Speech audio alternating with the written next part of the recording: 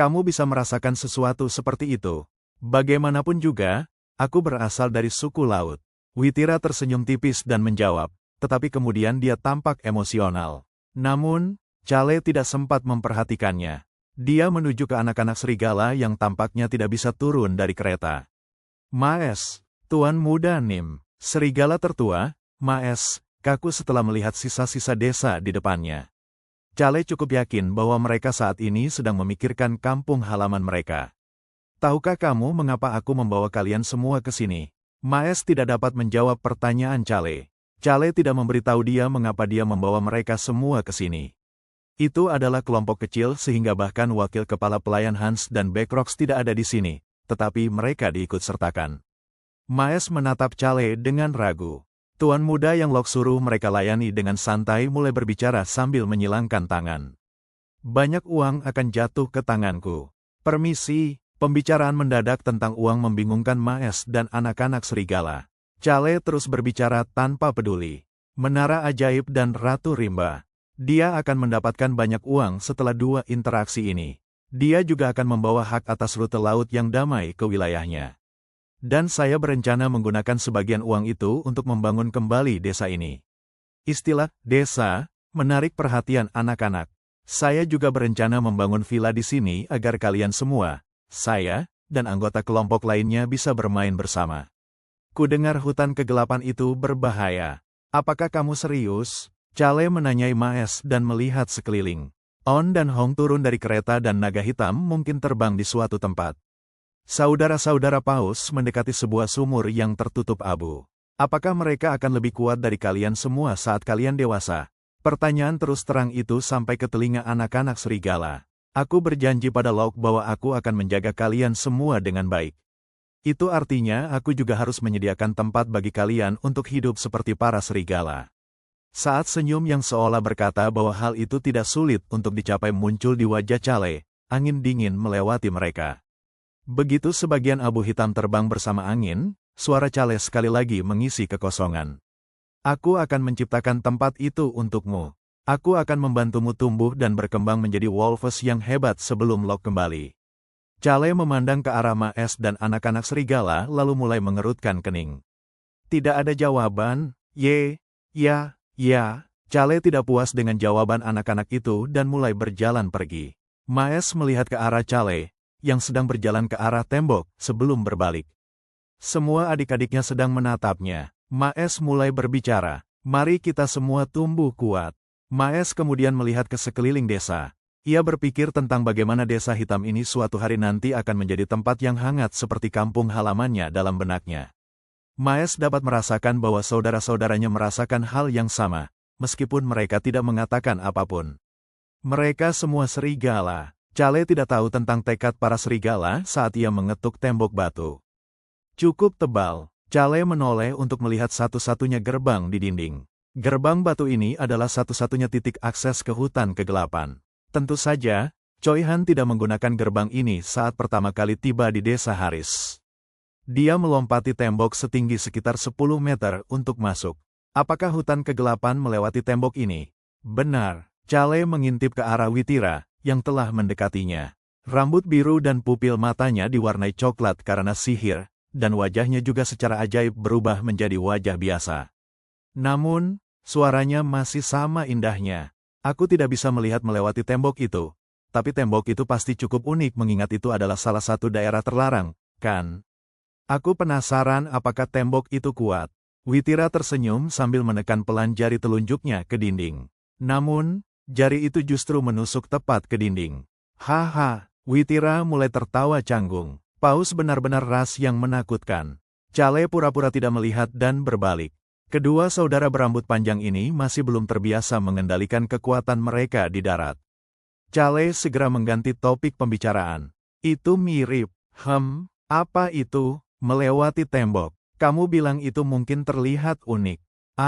Witira menghela napas pelan dan Chale hanya mengangkat bahu. Ia berpaling dari dinding sambil terus berbicara. Hutan kegelapan adalah hutan biasa, sama seperti hutan lainnya. Chale melihat Witira dengan cepat mendekatinya dan berjalan dengan kecepatan yang sama dengannya dan melanjutkan. Tapi benda di dalamnya berbeda. Tidak ada yang tahu alasannya. Tetapi hutan kegelapan seringkali memiliki tanaman dan monster yang bermutasi. Mudah untuk membedakan monster yang bermutasi karena mereka tampak berbeda, tetapi lebih sulit untuk tanaman. Meskipun mereka mungkin tampak serupa, versi mutasi dari ramuan yang digunakan untuk penyembuhan bisa jadi beracun.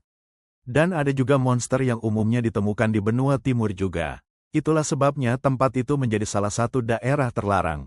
Itu adalah satu-satunya tempat di benua ini di mana mereka dapat menemukan jejak benua timur. Tuan Muda Nim, Calais mengangguk ke arah wakil Kapten Hilsman, yang memanggilnya, sebelum berbalik untuk berbicara dengan Witira. Tolong jaga anak-anak. Tentu saja, ada banyak sekali anak muda bis. Witira diam-diam memperhatikan Calais yang mendesah dengan ekspresi kesal atas pernyataannya. Calais kemudian berbalik dan menuju Hilsman. Ayo pergi. Ya, Tuan. Calais hanya membawa Hilsman bersamanya saat mereka menuju ke lokasi tertentu. Ini dia. Banyak makam terletak di sini. Disinilah Choi Han menguburkan semua penduduk desa Haris. Hilsman menjauh dari Calais dan berdiri bersama para prajurit sebelum melihat ke arah Calais. Fakta bahwa Calais Henitus datang ke desa ini mengejutkan, tetapi fakta bahwa ia mencari kuburan segera setelah ia turun dari kereta bahkan lebih mengejutkan. Wakil kapten telah menjauh untuk memberi Calais waktu sendiri. Tentu saja, Calais bahkan tidak menyadari atau peduli dengan tindakan wakil kapten dan hanya mulai berbicara sendiri. Fakta bahwa dia tidak menjadi gila itu menakjubkan. Fakta bahwa Choi Han tetap waras setelah kejadian ini sungguh menakjubkan. Choi Han tampaknya telah mengerahkan banyak upaya untuk membuat makam-makam ini, tetapi sebagian besar makam itu hanya terbuat dari tanah. Selain itu, makam-makam itu tidak memiliki batu nisan, melainkan hanya nama-nama mereka yang ditulis di atas batu-batu datar. Calais menghitung jumlah makam. Choi Han secara pribadi telah menguburkan semua mayat di bawah kuburan tersebut. Calais seringkali punya pikiran menarik. Alasan dibalik kematian penduduk desa Haris yang masih menjadi misteri dalam novel. Novel itu membuatnya terdengar seperti itu dilakukan agar karakter utamanya berkembang. Tapi benarkah itu? Saya merasa ada hal yang lebih dari itu. Dia terus-menerus merasa bahwa ada lebih banyak cerita akhir-akhir ini. Alasannya sederhana. Hutan kegelapan, Putri Duyung, dan kehancuran desa Haris. Ketiga hal ini memberi Calais sebuah skenario. Namun, ini adalah masalah yang akan ia sampaikan kepada Locke untuk dibagi dengan Choi Han atau, jika Choi Han akhirnya kembali dengan Locke, ia akan menyerahkannya kepada Choi Han sendiri. Haris Village bukanlah masalah Calais melainkan masalah Choi Han. Hilsman, ya, Tuan Muda, jadi yang dilakukan Calais hanyalah apa yang perlu ia lakukan sebagai anggota keluarga Henitus. Beritahu mereka untuk memberi mereka kuburan yang layak di masa mendatang. Ini terlalu buruk. Ya, Tuan. Calais menepuk bahu Hilsman, yang merespons lebih bersemangat dari biasanya, sebelum melihat ke arah para prajurit. Para prajurit perlahan mundur dan Calais meletakkan tangannya di bahu Hilsman dan berbisik. Kamu tahu apa yang harus dilakukan. Berbagai macam emosi muncul di wajah Hilsman saat ia mengingat apa yang terjadi 2 malam lalu. Mereka berkemah di luar ketika Calais memanggilnya ke tendanya. Aku akan pergi ke hutan kegelapan. Apa? Kenapa seseorang yang sedang dalam masa pemulihan pergi ke tempat yang begitu berbahaya? Para pelaku tidak akan ada di sana. Apa kau harus melakukan begitu banyak hal untuk Choi Han? Naga hitam kecil muncul saat Hilsman berbicara. Dia sangat terkejut saat itu terjadi. Namun, itu bukan akhir. Miau. Anak-anak kucing itu mengeong sebelum berubah menjadi manusia. Mereka adalah manusia bis. Lebih jauh lagi, wakil kapten merasa merinding untuk pertama kalinya dalam hidupnya setelah melihat wanita itu mengeluarkan cambuk air yang panjang dan pria itu memegang pedang dengan pusaran air di ujungnya. Jangan khawatir, di tengah-tengah semua monster kuat ini adalah Calais, yang memiliki senyum santai di wajahnya. Fakta bahwa Calais tampak begitu normal di sekitar mereka membuat Hilsman semakin terkejut. Hilsman telah mengambil keputusan dalam 2 hari terakhir.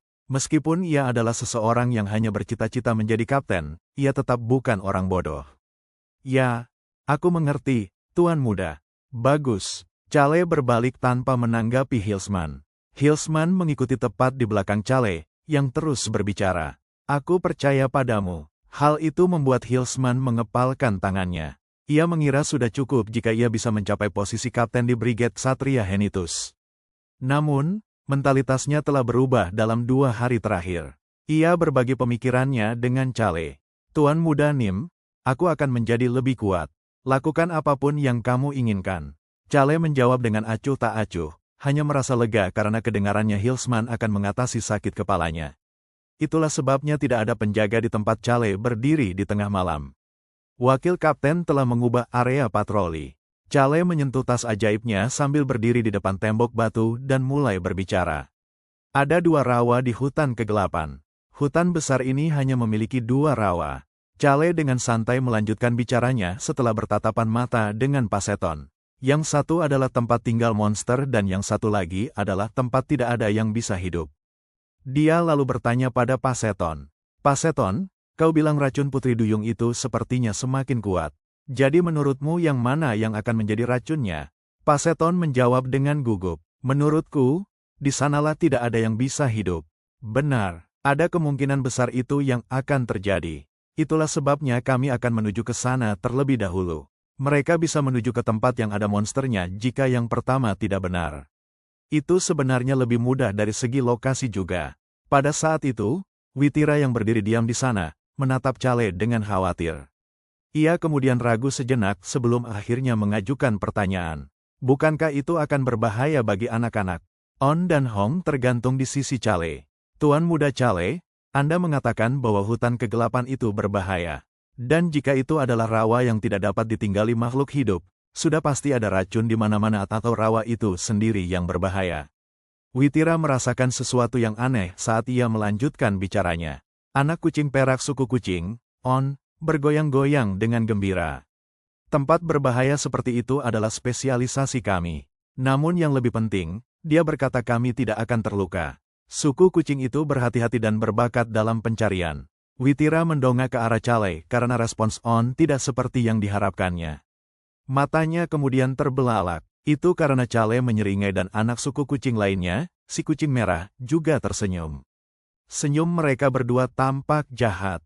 Hong tampak sangat bersemangat saat ia mulai berbicara. Hari ini aku akan menjadi lebih kuat. Semuanya akan baik-baik saja. Sudah waktunya untuk memperbaiki kabut beracun. Pertemuan yang aman bagi anak-anak yang ingin menjadi lebih kuat, dan Chale, yang menginginkan keamanan dan kedamaian, telah tiba. Chale mulai berbicara kepada Witira. Ini adalah kesempatan yang bagus. Kabut racun yang cukup kuat untuk memengaruhi bahkan suku paus mungkin dapat diselesaikan di sini jika mereka beruntung. Chale tidak peduli bahwa Witira dan Paseton menatapnya dengan ragu. Mereka akan segera mengetahui tentang kemampuan On dan Hong. Ayo pergi. Naga hitam mulai terbang ke atas menuju puncak tembok batu dan tubuh Chale mulai melayang sambil mengikutinya. Tentu saja, On dan Hong berada di pelukan Chale saat ia menuju ke atas. Paseton menganggukkan kepalanya ke arah Witira setelah dia memanggil namanya, dan saudara-saudara paus mulai berlari menaiki tembok batu dengan langkah cepat. Air mengelilingi kaki mereka dan melesat naik di setiap langkah. Keren! Chale menerobos angin dan mencapai puncak tembok. Wow! Suara Hong penuh kekaguman. Hutan kegelapan dan hamparan alamnya yang luas muncul di depan kelompok itu. Ini adalah daerah terlarang terbesar kedua dari 5 daerah terlarang, dimulai dari ujung bagian timur laut Kerajaan Roan dan membentuk bentuk oval hingga garis pantai timur. Luasnya sekitar 2 atau 3 wilayah berukuran sedang. Itulah sebabnya Kerajaan Roan ingin menguasai tanah ini, tetapi tidak ada yang mampu melakukannya hingga sekarang. Naga hitam atau Choi Han mungkin bisa melakukannya. Itu besar. Chale berkomentar dengan santai sebelum memverifikasi gunung batu di tengah hutan. Tidak seperti namanya, hutan kegelapan sebenarnya tidak selalu gelap. Malah, hutan yang mulai terang karena matahari terbit itu tampak indah dipandang. Turun, tentu, naga hitam perlahan menurunkan Chale dan anak-anak kucing ke tanah. Saudara-saudara paus sudah ada di sana menunggu mereka. Kegentingan, Chale mendarat dengan ringan di tanah dan menginjak beberapa daun di bawah kakinya. Kamu mengatakan bahwa hutan kegelapan dibagi menjadi beberapa wilayah. Chale mengangguk pada pertanyaan Witira dan menurunkan On dan Hong ke tanah. Ia kemudian membuka tas ajaibnya saat ia mulai menjawab pertanyaan Witira. Terbagi menjadi wilayah luar dan wilayah dalam. Hutan besar ini terbagi menjadi 2 tahap. Tahap pertama adalah wilayah luar, yang tidak terlalu berbahaya. Hanya ada beberapa monster mutan, dan sebagian besar adalah monster kecil. Di sisi lain, Tahap kedua, wilayah dalam dengan gunung batu di tengahnya, sangat berbahaya. Bahkan Choi Han membutuhkan waktu puluhan tahun untuk bergerak bebas di tahap kedua. Bergerak bebas berarti tidak ada bahaya. Choi Han menjadi lebih kuat dari semua monster. Tentu saja, masalah seperti itu tidak menjadi perhatian bagi kelompok Chale. Rawa yang kita tuju berada di perbatasan wilayah dalam dan luar. Seharusnya tidak terlalu berbahaya. Wilayah luarnya besar, tetapi itu berdasarkan lebarnya. Tidak akan terlalu jauh jika mereka berjalan dalam garis lurus. Wilayah dalam jauh lebih besar, karena berbentuk oval. Aku berencana menghindari monster sebanyak mungkin, tapi aku tidak melihat alasan untuk menunda perjalanan kita dengan mengambil jalan memutar. Fakta bahwa Chale tidak berencana untuk berusaha menghindari monster membuat saudara-saudara paus mulai tersenyum. Selama mereka tidak melawan naga, tidak ada yang perlu ditakutkan oleh manusia binatang paus bungkuk, penguasa lautan. Aku akan menghilangkan sihirku. Begitu naga hitam mengatakan itu, penampilan saudara paus kembali normal. Witira mulai tersenyum dengan ekspresi segar. Ah, sangat menyegarkan. Agak pengap di bawah sihir itu. Terima kasih banyak, Dragon Nymph. Terima kasih banyak, Dragon Nymph. Naga hitam mengepakkan sayapnya saat Witira dan Paseton mengucapkan terima kasih sebelum mendekati Chale. Naga hitam itu memiliki ekspresi aneh di wajahnya. Mana di sini gelap? Gelap? Naga hitam mengangguk mendengar pertanyaan Chale dan melihat ke sekeliling hutan. Ada baunya juga. Bau apa? Sesuatu yang aku kenal. Tapi aku tidak tahu apa itu. Akrab namun tidak bisa dikenali. Chale menatap naga hitam dengan ekspresi bingung. Tetapi naga hitam itu segera mengalihkan pandangannya. Kemudian dia melanjutkan bicaranya. Ini bukan bau yang berbahaya. Hanya bau yang sudah sangat lama. Apakah naga memiliki indera penciuman yang benar-benar bagus? Chale penasaran, tetapi tidak dapat menahan rasa penasarannya dalam waktu lama. Apa yang harus kita lakukan dari sini? Bagaimana kita bisa sampai ke rawa? Witira melihat Chale mengambil selembar kertas dari tas ajaib. Ia lalu melihatnya membukanya. Petik 2 titik.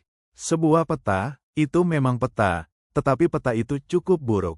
Akan tetapi, peta itu memiliki gunung batu di tengahnya dengan beberapa area lain yang ditunjuk di dalamnya. Ya, itu peta. Chale telah menggunakan informasi yang dibacanya di The Birth of a Hero untuk membuat peta. Namun, itu tidak terlalu akurat. Kita perlu mengalaminya sendiri untuk menjelajahi dan memahami hutan kegelapan. Chale kemudian menatap Witira dan Paseton, yang menatapnya dalam diam, dan melanjutkan. Jadi, ambillah pimpinan. Naga hitam sudah mengepakkan sayapnya dan melihat ke arah saudara paus dari belakang Chale. Witira tersenyum dan mengulurkan tangannya ke Chale, yang mengambil sebotol air dari tas ajaib dan menyerahkannya padanya. Witira meminum air itu sebelum mengulurkan tangannya kembali. Astaga, sebuah cambuk sepanjang 3 meter muncul di tangannya. Dia mengayunkannya sekali sebelum melingkarkannya di lengannya dan kemudian bercanda dengan kelompok itu. Saya akan mengantarmu ke tujuanmu dengan selamat. Chale menganggapnya dapat diandalkan. Seekor paus bungkuk. Keluarga kerajaan di lautan dikatakan dapat dengan mudah menangani manusia buas paus pembunuh, para pengacau di lautan. Namun, dia tidak berencana untuk melakukan apa yang dikatakannya. Namun, tidak perlu memberitahunya sekarang. Dia kemudian menunjuk ke arah pintu masuk hutan kegelapan. Ayo pergi. Chale melangkah ke hutan kegelapan. Hutan itu tidak berisik, tetapi ada banyak suara berbeda yang bergema di dalamnya. Suara serangga, raungan monster di kejauhan, kicauan burung, dan bahkan beberapa suara monster aneh lainnya. Bukankah tempat berbahaya biasanya sepi?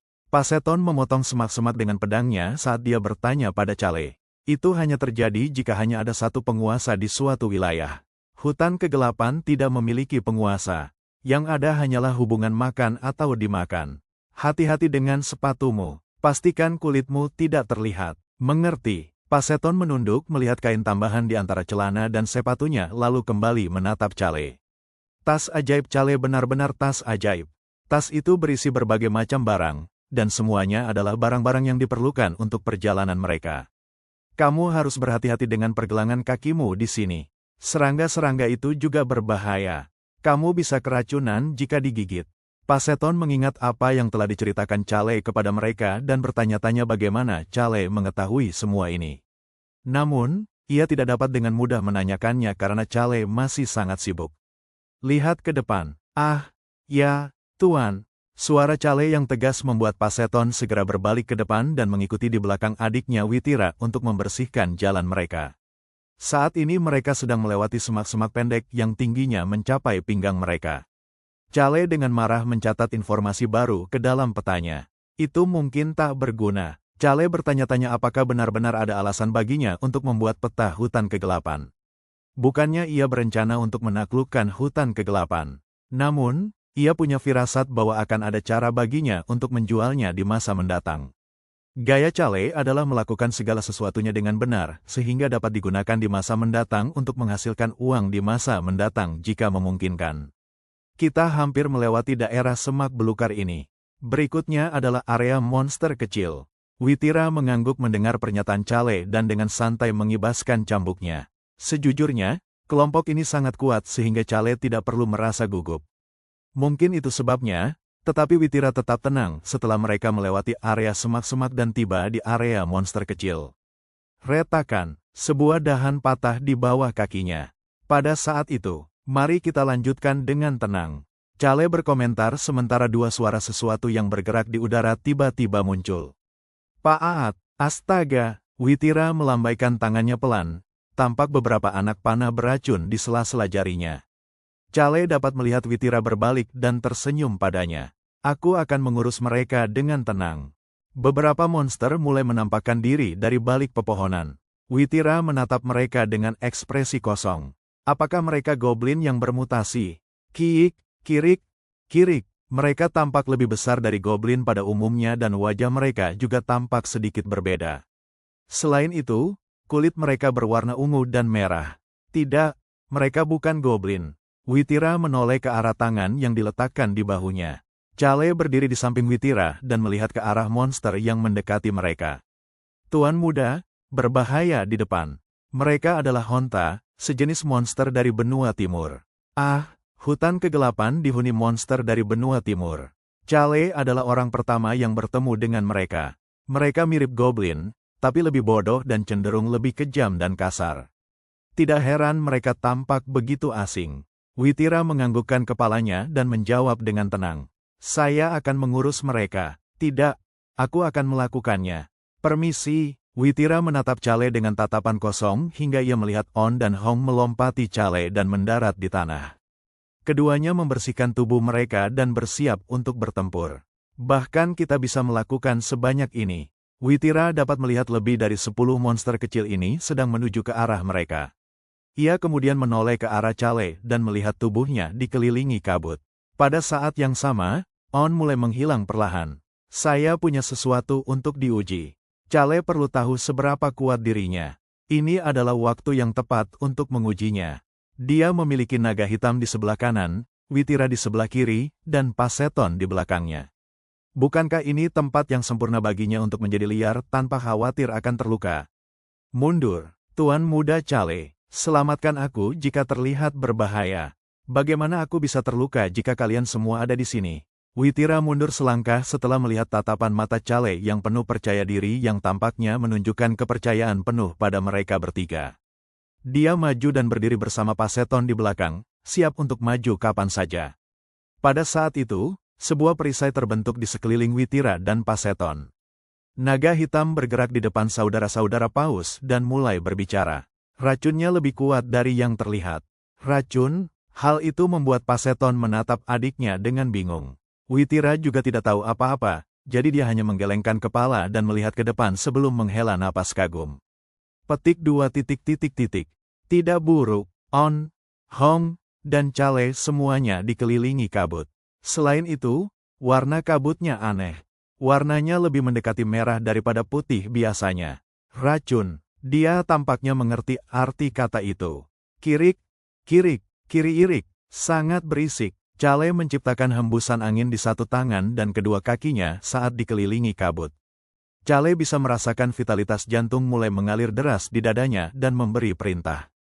Ayo pergi. Tubuh Chale langsung melesat ke depan, dan, pada saat yang sama, kabut tebal menyelimuti area tersebut. Kirik, kirik, kirik, ki. Kabutnya begitu tebal sehingga Anda bahkan tidak dapat melihat beberapa inci di depan mata Anda. Dua helai kabut merah mulai bergerak di dalam kabut tebal itu. Wah, angin puyuh melesat ke langit dan memotong salah satu lengan monster itu dalam prosesnya. Gek, kirik, kek. Kabut merah menelan monster itu.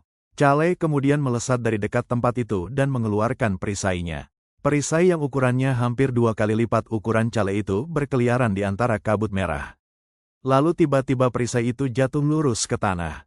Ledakan, terdengar suara sesuatu yang tergencet bersamaan dengan suara keras itu. Begitu perisai itu mendarat, pusaran angin yang dipenuhi kabut merah tercipta tepat di sebelahnya.